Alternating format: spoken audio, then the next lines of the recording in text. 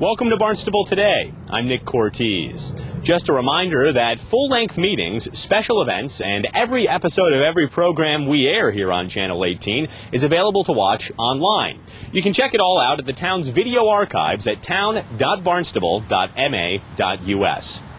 Well, hurricane season here on Cape Cod began on June 1st. And while we haven't seen a hurricane or major storm here in the last several years, it just takes one bad weekend to change all of that.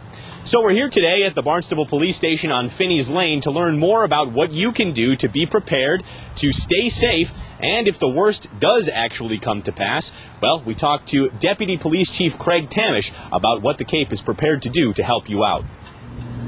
We're here on Barnstable Today now with Deputy Police Chief Craig Tames. Craig, thank you so much for joining us. You're welcome, Nick. Now, today we're talking, as I mentioned before, about hurricane preparedness, hurricane safety, and what the town of Barnstable and all of Cape Cod has learned over the years. But it's been about 20 years since we've had a major event happen on Cape Cod. Of course, everyone who is here remembers Hurricane Bob very vividly.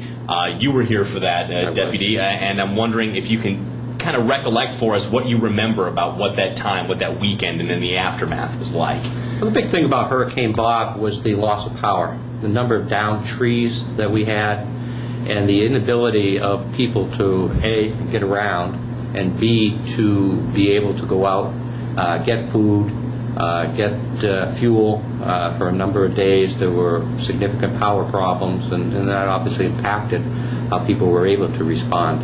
One of the good things was that the hurricane occurred during the summer, as most of them obviously do. Mm-hmm. Our biggest fear, and from an emergency preparedness standpoint, are the winter storms, because those are much more intensive as far as the sheltering needs. Sure. Most people were able to stay in their house for Bob, and some of the other minor hurricanes that we have had.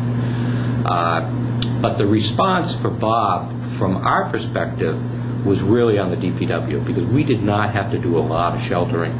In the past 20 years, here in the town of Barnstable and on Cape Cod, obviously we've seen plenty of storms of varying degrees, but the major storm, I think, maybe that has defined that period of time would be Hurricane Katrina down in New Orleans, obviously, and the surrounding Gulf Coast areas. There's much to be learned from that. How can we take those lessons and apply them here in case something happens again? Yeah. The biggest thing that I think has been learned from Hurricane Katrina is that the town, the state, the federal government cannot respond on a large scale very quickly.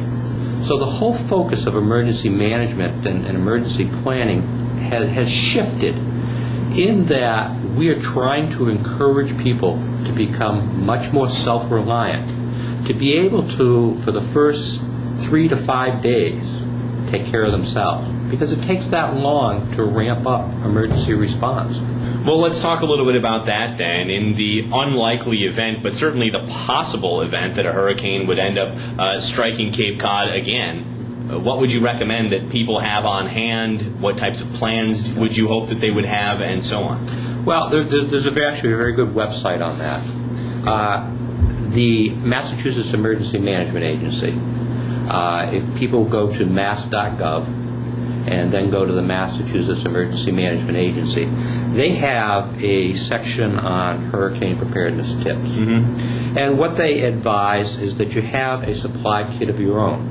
Things such as canned meats, fruits and vegetables, dried fruits, coffee, tea, bottled water. You know, they recommend 1 gallon per person per day.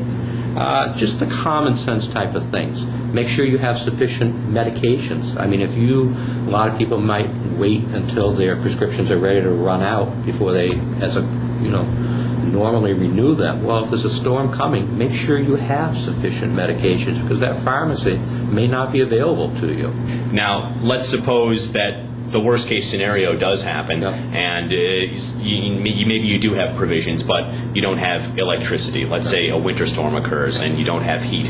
Obviously, a sheltering system is in place across Cape Cod. Tell us a little bit about that, where people could seek refuge. There is a sheltering system in place on the Cape. In fact, that is in the process of evolving also.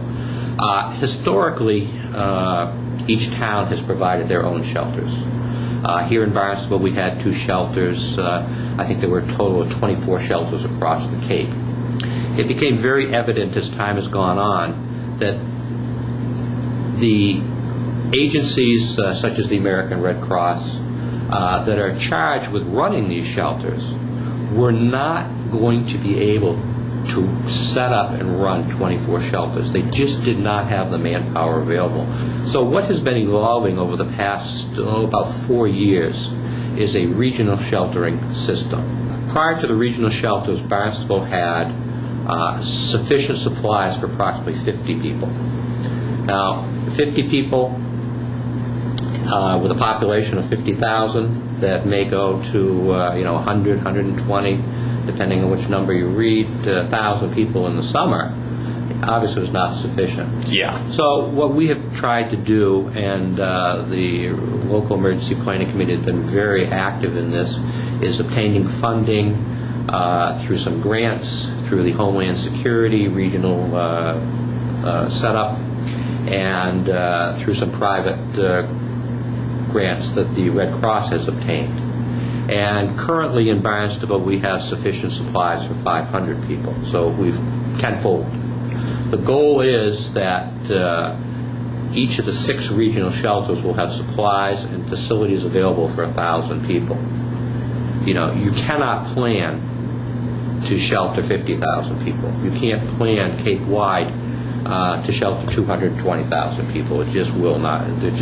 You could never afford it. Mm-hmm. So, but we think that the 1,000 people, which would be 6,000 people for the 6 shelters across the Cape, is a reasonable number that will work. And in the town of Barnstable, the regional shelter would be at Barnstable High School. Correct. It's at Barnstable High School.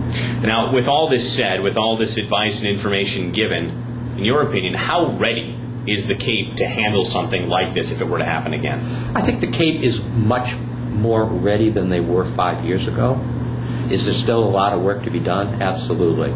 But we have been working, we meet monthly through the Regional Emergency Planning Committee, and there's a subcommittee on sheltering that we're also on. Mm-hmm. And we meet monthly and are moving along fairly well into doing this. But the public has a role in this also.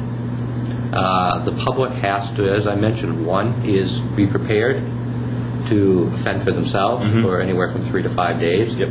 The second thing is the public has to be aware of what is going on as far as, say, an impending ice storm or an impending hurricane.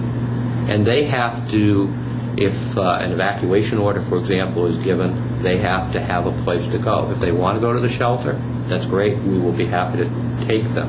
But people have to remember the shelter is a rather Spartan environment to be in. Of course, yeah. It's not exactly comfortable.